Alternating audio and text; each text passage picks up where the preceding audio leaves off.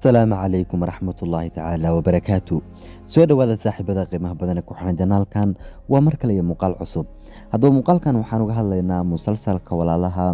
dabcan xalqadiisa 38 oo ah xalqadii xalito la soo baxday ayaanu muuqaalkani ku falanqaynaa ee kusoo dhawo faalada oo dhammaystiran inta ana muuqaalka guda galin fadlan daawada muuqaalka like noo saar sidoo kale hadii aad ku cusubtay janaalkana subscribe saar waa maasantaa ka bacdi kusoo dhawow haddaba xalqada waxay ka bilaabanaysaa halkii anaga dhamaatay isla xalqadii tan ka horeysay xalqada markay ka bilaabatay ka bacdi qoftii shanguulahayd oo dhakhtarka la keenay orhan iyo caruurtiisaba loo sheegay in shanguul ay maskaxdeeda weyda ama xasuusta ay ka tagtay ayaa waxaa dhacday in doctoreysada ama kalkaalisada meeshaas joogtay ay orhan gees ula baxdo labadoodana wareys dhexmaro haddaba uljaan ayaa dabcan dhihi doona hooyadeeda ima xasuusta hadda miyaa micnaha wax igama xasuusata miyaa laakiin waxaa loo sheegayaa in aysan micnaha qoftaani aysan waxba xasuusanin lama sheegi karo in ay shanguul arrinkan ka tahay iska yayaal iyo in uu yahay arrin dhab ah taas yacni mid la sheegi kara ma aha shanguulla way ku taagan tahay qof xasuusta waayey oo kale ayay ku taagan tahay ilaa iyo hadda haddaba ugu dambeyntii orhan waxuu go'aansan doonaa in uu shanguul u kaxeeyo dhankaasi xaafadiisa haddaba waxaana la tusayaa dhanka kale ee ninkii dooruug ahaa oo eegaya kan oo daawanaya sawiradii dabcan uu ka qaaday asiye oo ididgaraynaya oo iska daawanaya markaas ka bacdi dooruug waa u soo galayaa waxa uu dhahayaa kaano maxaa jira asiye mad u xiistay markaas ka bacdi kaana waxa uu dhahayaa aniga kaliya waxaan hagaajinaya fiidiyoyada naha wax kale ayaad fahansan tahay dooruug saa ula socay dhahayaa markaas ka bacdi dooruug waxa uu dhahayaa waayahay barito sawirada aad qaaday ka bacdina dooruug waxaad moodaa halkaasi in uu maseer ku galay oo in uu ka maseeray ayaad moodaa waxauna tusayaa sawir uu asaga hadda ka hor ka qaaday oo mobilkiisa ku jiray kan ayaa kaashidan ama kaan aniga ka qaaday ayaa ka qurux badan in waxyaalahaas ayuu soo istaagaya ninka dooruug lagu magacaabo haddaba qoftii shanguuliga waa la soo kaxaynayaa intii dhexda lagu soo jirana waxaa la tusaya dukaankii ka adeegan jirtay markaas ka bacdi wiilkeeda uljaan ayaa ku dhahaya ooya hadda wax ma xasuustid xitaa dukaankan ma xasuusatid laakiin shanguul maaha mid ilaa hadda hadashay waxay xasuusatana ma jirto oo ilaa hadda wax maysan xasuusan markaas ka bacdi waxaa la keenayaa ugu dambeyntii guriga haddaba guriga marka la keena ka bacdi uljaan oo wiilkeeda ayaa ku dhahaya hooyo ubaxyadan adiga ayaa iskale waana ubaxyadaadii mar walbana dhigi jirtay markaas ka bacdi waxay eegaysaa jikadii yareyd ama meesha yareyd ay caruurtu gali jireen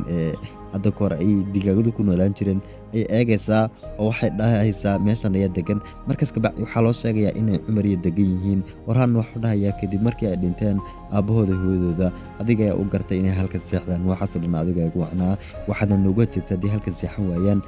in aad guriga ka tegid in aad guriga yacni ka tegaysid adiga ama aad guriga nooga tegaysid guriga weyn inay galaanna adiga ayaa u diiday markaas ka bacdi iyadana way yaabaysaa waxay dhahaysaa aniga qof saa u xun maan ahaa haddaba shanguul waxaa la gelin doonaa guriga ayaa la gelin doonaa gurigeeda hore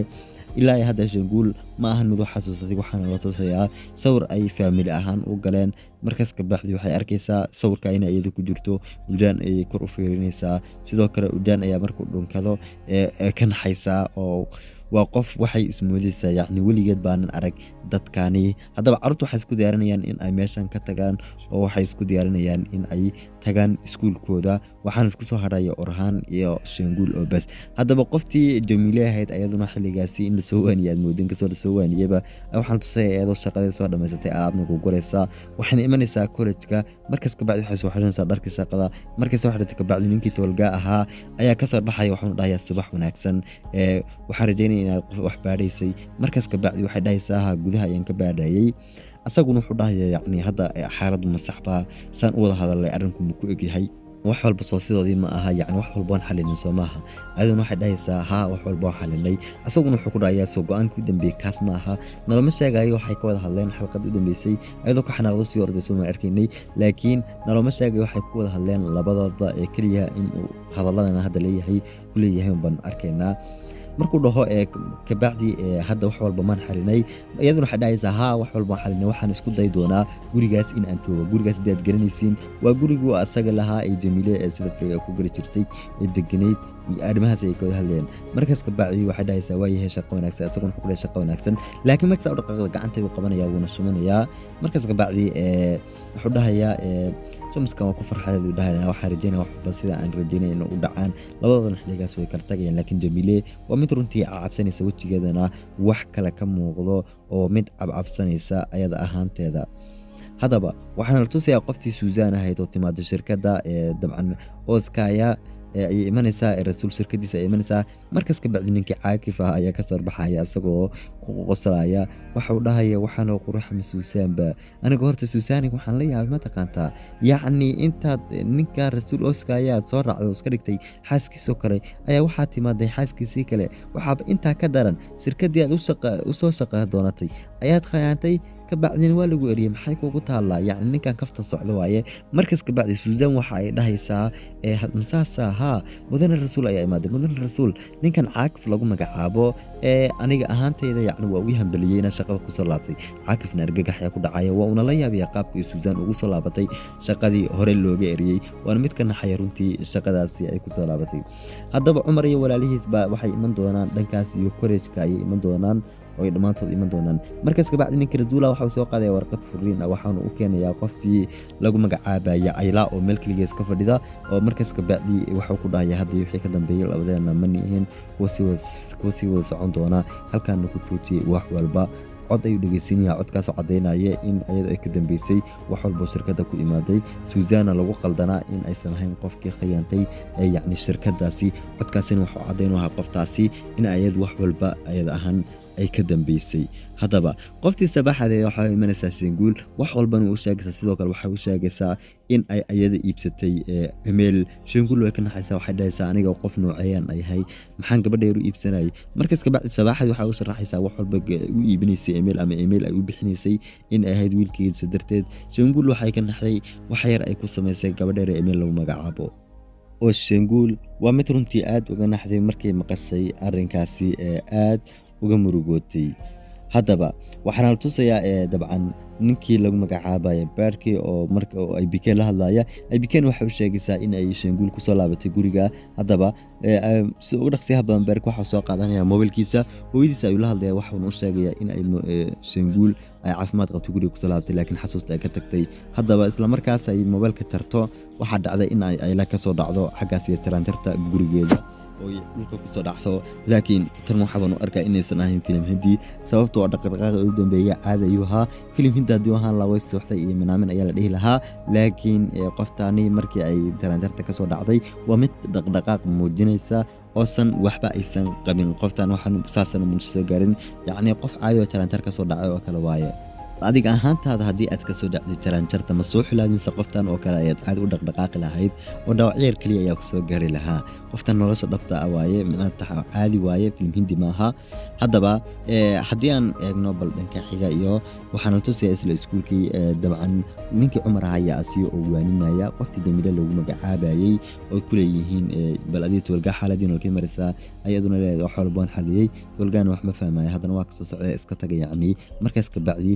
ayagana waxaad moodaa in ay qorshe wadaan oo way ka soo dhaqaaqi doonaan toolga iyo Jamiladu mandan wuxuu ku dhahay maxaad ku hadlayseen Jamila waxa dhahaysaa kaliya waxaan siinay kafay shaaxay soo doonteen wax aan ku hadlayna ma jiro wax walbana waa sidan ku wada hadalay ayuu dhahayaa dabcan lagu magacaabo Cumar haddaba ninkii Orhaan ahaa ayaa iman doona markuu imaado ka baxdo waxa arkay Shinguul oo raali gelinaysa gabadheereed email ahayd markaas ka bacdi Orhaan wuu dadalmay wuxuu dhahayaa waxaan waan ka filanayay xasuuska ma tagin sidoo ku gaartay gabadhan inaad iibsatay maxaad u raali gelinaysay asagoo qaylo ku wada Shinguul la naxsan tahay islaantii sabaxada ahayd ayaa u iman doonta waxay ku dhahaysaa Orhaan horta istijibal aniga ayaa arrinkan oo dhan gabadh u sheegay maxaad ugu qarinaysaa Shinguul inta jaakadeedii raacay soo qaato ay guriga banaan uga baxaysaa Orhaan ayaa ka soo dabardayo celinaya waxa ku dhahayaa joogso Shinguul waxa dhahaysaa mar baad saa in nacab tahay saasoo dhan aad nacabtaa ma leedahay ma waliga kaameeda ma waliga ma fiican maxaan meeshan u joogaa yacni iska kaydaha ma ka tagay haddaba Orhaan waxa uu dhahayaa waxaasoo dhan kaftan ayay haayeen waxaan moodaa inaa wax walba xasuusatid inamar ayuu dhahayaa oo soo kaxaynaya dhan kale iskuulka ayaan la tusay iskuulka marka la tusay ka bacdi soo ognahay xalqadan koris waxaan loo diray projectiyo ahaa in qof walba uu sawir soo qaado marka waxa laga qaadaya go'aarintii ninkii Uldanaha ayaa sawirada harika laga qaadi doonaa Uldan waxa la dhihi doonaa sawir soo qurux badan ay u qaaday Uldan waxa uu dhahayaa soo qofta qurux badan ee sawirka qurux badan ay u dhahayaa yacni harika qurux badan ay ku wada haddaba sawirada ku xiga waa kuwii kan waxa la dhahayaa sawirada qurux badan yihiin waa kuwa qurux badan sidoo kale Aasiya ayaa dhahaysaa macallin xitaa aniga sawiradan waan ka helay oo waa kuwa aan ka helay doorokuna waxa dhahayaa marunba hadda sawiradaas ma ka heshay kana waxa dhahayaa aniga xitaa waan ka helay haddaba sawir yar oo yacni si qaab yar oo kale u gashay waxa dhahaysaa kaana ma xasuusta sawirka marka iga qaadaysa runtii dhoola cadayn badan ayaa iga muuqatay yacni waxaas waxa uu sameynaysaa si ay Duruug uga masayrsiiso waa iska yayaal oo kaliya kaana waa mid loo hambalyeynaya oo lagu dhahayo waa sawiradaadu waa kuwa runtii qurux badan markaas ka bacdi Duruug waxa uu xasuusanayaa sawir hadda koor uu ka qaadayay asagiyo Asiye ay kol balhaayeen yacni mar waa inaan u galaa shoog sidoo kale mar qayb jacayl sidoo kale mar waa qayb muruga waa inuu galaa yacni sawirka qaab waa inuu u galaa ayuu xasuusanayaa markaas ka bacdi sawirada xiga oo runtii muruga badan ayaa waxa ku xigaya ninka lagu magacaabo Tolga waxaa la tusiyaa Tolga iyo ka iyo Duruug aan filaya Duruug oo sawir yacni iska farxun iska galo waa wada qosla dhamaanba ardaydii college-ka xilligaasi joogtay inkastoo soo garanayaan intii aan ogeyn had yihiin kuwa runtii halkaasi ku qoslay markaas ka bacdi sawirka xiga waxa uu noqon doonaa isla ninkan lagu magacaabo dabcan isla Tolga oo kaliya waayo oo yacni sawir kaligiisa waaye sawirkaasina waa yacni dhalinyarkii waa la ama dhalinyarkii khaa'inka ahaa waaye kutujo joog ayaa dhahaan shaab shariir yacni dhalinyarkii khaa'inka ahaa markaas ka bacdi waxaan tusayaa sawir uu asaga soo habeeyay ayaan filayaa oo yacni la isku keenay oo farshaxana ayaan filayaa ninkii beerkii ahaa uu jajabinayay hadda ka hor haddii xasuusatiin meeshii ay wax ka iibsan jireen ama meeshii ay Cumar iyo Wuljaan iyo sidoo kale Orhan iyo Qadiir ay ku iibin jireen bariiska yar marka uu jajabinayo beerkii sawir saas u eg ayuu sameynaya ninkan oo farshaxana markaas ka bacdi ninkan lagu magacaabo beerka ee dhahaya doqon sidoo kale Duruug ka hadlayo waxa uu dhahayaa adiga runtii caadi baad u xanuunsanaysaa oo caadi u xanuunsanaysaa Tolga wuxuu dhahayaa isgaari u kaadiyo horta kaas beerka oo kaliya ayuu ahaa macallin bal sawirka xigana tus markaas ka bacdi sawirka xiga waxa weeye Duruug oo Cumar afka u gelinayay hadda ka hor suuliga daa xasuusatiin markaas ka bacdi wuxuu dhahayaa ninkaas u naxariista daran saasna yacni ladiifka u ahaa waa Duruug atakul ayuu dhahayaa qofkaasi haddaba isla markaana Duruug iyo hadana way sii xanaaqayaan waxay ka xanaaqayaan Tolga wuxuu sameynayo ay ka xanaaqayaan haddaba wuxuu dhahayaa wiil isma gaarinayo dhahayaa u kaadiya waxa uu keenayaa sawir Wuljaan markii xabsiga loo waday la farshaxmeeyay ayuu qaadaya laakiin Wuljaan ma mid caroonaya harika oo kaliya yar caroonaysa haddaba يعني مرنكود وأصيب بدنا يا ولا يعني أيق دحوا مرنكود وأصيب بدنا يا waxaa dhacda in Duruug iyo ninkan kale lagu magacaabo Tolga ay muran dhaxmaro markaas ka bacdi uu ninkan lagu magacaabo Duruug oo caayado wax aad isla haysan ma jirto awood yari daciifnimo toqonnimo xanuun inta boo adiga markaas ka bacdi ninkan Tolga lagu magacaabo intuu xana ku dhahayaa way awoodeeda ma intusaa markaas ka bacdi dhama ardaydu ka cidona laakiin macluumaadda ayaa mid dejin doonta hadaba dhanka kale ninkii caaqib lagu magacaabay deen muuqaalkan ku dheeraanaya deen si sharaxna sidii intii hore kale ninkii caaqib lagu magacaabay ayla ayuu qorshe la galaya qorshe ayuu soo jeedinayaa si mar kale yacni uu san furin u dhicin ayadii iyo rasuul uu heshiisiyo qorshe ay deg doonaan qorshahaas oo in saxaafadu ay ka qaadi sawiraan minaamin sawiradaas oo cadeynaya in ay yihiin yacni in uu ninka rasuul lagu magacaabo uu dilay qoftan kale oo si uu u joojiyo furiinka ay ku dhahayaan saxaafad saas ay u malanaysaa afurwan ku bariya gabadhan caaqib yacni waa taqaaniin mar duu qorshe keeno in qorshihiisu uu hirgalayo xilligaas waa nin iska waalan haddaba maalintii xigtay qofta Jamiil lagu magacaabay waxay go'aansanaysaa in ay u timaado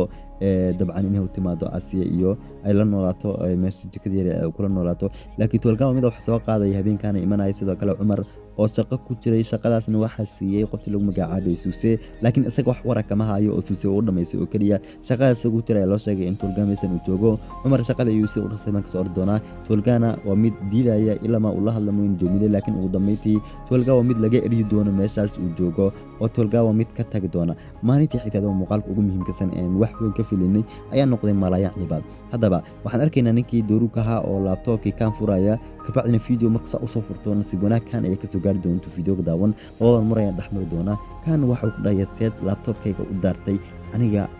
amar la'aantayda darteed yaas awood ku siiyay markaas ka bacdi Duruug waxa uu dhahayaa aniga oo videogan daawan meesha laga ma yaabina ka baxo laakiin caaqifina hada imanaya videogina saas ma uusan ku daawan haddaba kulay muuqaalka xigeen sharaxayna bil videogan kan meesha ka keenay hadda kor waxaan saadalnay inuu kan videogan copy ka reebtay wayna dhacday ee la socda haddaba haddii aan sii wadano faaladeena markaas ka bacdi caakif iyo nabhad ay maadaama way kala celin doonaan labada dhalinyar waa ay kala celin doonaan shanguul ilaa hadda ma aha mid wax xasuusanaysa oo ilaa hadda ma wax xasuusan subaxdii xigtay Jamila waxay go'aansanaysaa in ay Istanbul dhan iskaga tagto oo ay meeshaanba iskaga tagto oo Cumar iyana arrinkaasi way ku raaci doonaan wayna tagi doontaa haddaba Cumar shaqadii waa lagu canaanan doonaa waxaa la dhahayaa furaha gaariga ka geysay lan gaari nadiifin ay shaqada ahayd suus waxaa loo sheegayaa in shaqadan ay suuse siisay oo suuse darteed shaqadan loo siiyey Cumar shaqadii uu kasoo tagi doonaa suusena sidoo kale waa uu canaanan doonaa oo suuse ayada laftirkeeda xitaa waa uu canaanan doonaa ninkan lagu magacaabo Cumar maalintii xigtay ninkii lagu magacaabay Rasuul waa laga dhaadhicinayaa in uusan furin qofta lagu magacaabo ayla mana furi doono haddaba macluumaadda dhalinyarta waxa uu sheegaysaa inay xaflad jirto haddaba tan iyadoo kale sidoo kale la yaabka xalqadan ku jirta ayaa waxay tahay qoftii lagu magacaabay ay bike shaqa ahaan ay u soo raasatay guriga beerka ay dhahay halkan ay bike maxaad ka qabanaysaa markaas ka bacda ayla ayaa soo baxaysa waxayna dhahaysaa hooyadaada ma adiga soo dirtay soo dhawow kaal shaqee horta suuliyada ka bilow markaas ka bacdi qoftan ay bike lagu magacaabo xanaaqis wax ku dhaysaa beerka waxaan maxay ahaayeen waxaad igu tiri beenta ma kuma sheegay laakiin been ayaad ii sheegtay soo ma aha hooyadii halkan ay ka shaqaynaysaa adna maad ii sheegin haddaba haddaan ka nimaano intaas murankooda waxaan la tusayaa sidoo kale qoftii Suuzaan ahayd oo isdiyaarinaysa waxaan isu diyaarinaysaa Rasuul Oscar inay la kulanto oo yacni halkaasi ay wax isugu soo bandhigtaan waana mid ay yacni diyaarsanaysa dharkii ay xidhan lahayd gabadheedana ku talinaysa dharkii ay xidhan lahayd dhaysa way dharkan ay ku soo baxaysaa ee dharkan xidho wayna ku raacaysaa fikirkaasi haddaba xafladda ayaa la gaari doonaa xafladda dabcan xafladdu iska dheer tahay mara yacni badan uu iskaga jiraa laba ayaa la kula xal soo qaadanaya oo la isku jaasayaa laakiin waxaa isla jaasi doonaa labadooda ay garanaysiin laba ayaa sidii la rabay aan isla jaasayn waa Asiye Durug lama jaasi doonaa ama islama dhaansiin doonaan waxaa isla dhaansiin doonaa kan iyo Asiye Durugna waa mid arrinkaas ka xanaaqaya asagoo muran wada oo kan kule maxaa wariya marka Asiye la jaasi maxaa tahay isagoo yacni taqaaniin Durug dabcan masaarkiisa asaga kaliya ee meel taagnaa qof la dhaansiiyayna waa uu waayay ayaa waxaa dhacday in ay qofta asal magaca Durug Sach maxaad kor ugu dhawaaqaysaa ayr bal hadal markaas ka bacdi Cumar ayaa dhahay maxaa meeshan ka socda markaas ka bacdi kan ayaa dhahaya Cumar ninkan wuxuu bilaabay malaayicnigiisii haddaba Durug isla kor u dhawaaqaya waxaa dhacday in la tuso ninkii toolga ah oo lagu magacaabay oo ay qoftii Jamila u sheegtay in aysan Istanbul joogin Istanbul la ka tagi doonto oo saas Istanbul kaga dagi doonto haddaba dhanka kale waxaan tusayaa Caakif oo wacaya Suuzaan oo ku dhahaya waxba haysa hagaajinin ninkii lagu magacaabay Rasuul xaaskiisa ma uusan furin haddana waa aad maqashaa inay sawiro sida jir u galayaan ayagii saxaafaduba Suuzaan runtii waa mid arrinkaasi ka nixi doonta waxay muddo markaan inay jacayl u qaadeen ninka Rasuul lagu magacaabo haddaba ninkii toolga lagu magacaabay aan la soo asagoo wale waxaanu dhacin Cumar dartiis nacrada ku dhacdo ballan waa inay ka shaleeyaan yaadhigiisa ay orod ku soo kaxaysanaya wuxuu imanaya xafladii oo xilligaas muran ka socday oo Durukiya la kala qaban lahaay kan ayaa waxaa dhacda ninkan intuu orod ku soo galo in uu dabcan feer ku dhufto ninkii lagu magacaabayay Cumar haddaba waa la kala celcelin doonaa laakiin Uldaan ayaa dili doonaa ninkii toolga ahaa toolga ugu dambeyntii Uldaan ayuu iska kicin doonaa Cumar waa mid la dagaalamaya haddaba Cumar markuu xogaa dhowr feer ku dhufto ay yacni labadooda ay istidilaan waxaa dhacday in ninka toolga lagu magacaabo hadda waan tagayaa laakiin balla waxaan ku qaadinaa ka salaysiin Asiye oo iyaduna leh ooyisa oo naxsan waxay dhaysaa dhankaas musqusha ayaan ku sameeynaya wajigayga qoftan ay bike aad Cumar la sii joog wax dagaal ayuu sii sameyn waxaa dhacday ninkii toolga lagu magacaabay inuu musqusha korka kaga xidha Asiye oo asaguna soo qaato samac markaas ka bacdi uu halkaasi dab ka shido Uldaan ayaa dhahaya dab ayaa jira dab dhammaan dadka waxaa la maarin doonaa in ay albaab loo sameeyo sina badan ay kaga baxaan laakiin kan ayaa dhahaya Cumar iyo Asiye ma joogaan maxaa idinka qaldan Cumar Asiye ayuu heli doonaa ugu dambeyntii albaabku jajabin doonaa waxaa dhacda Cumar asagoo soo badbaadinin oo walaashii haya dabkuna ku sii weynaaday ayna soo dhaafi karin in dabcan xalqadu halkaasi ay ku dhamaato waxaan rajaynayaa muuqaalka laag saartay sidoo kale aad la socon doonto gooskooska xalqada 39 in soo wadno waa maasanti daawade sidoo kale waxaan kaaga mahadcelinayaa daawashadaada ilaa halka ku soo gaarsiisay fadlan muuqaalka laag noo saar waa anigoo saaxiibkiina Khalid oo mar walba geer taagan waxaan idinkaga tagayaa wassalaamu calaykum waraxmatullaahi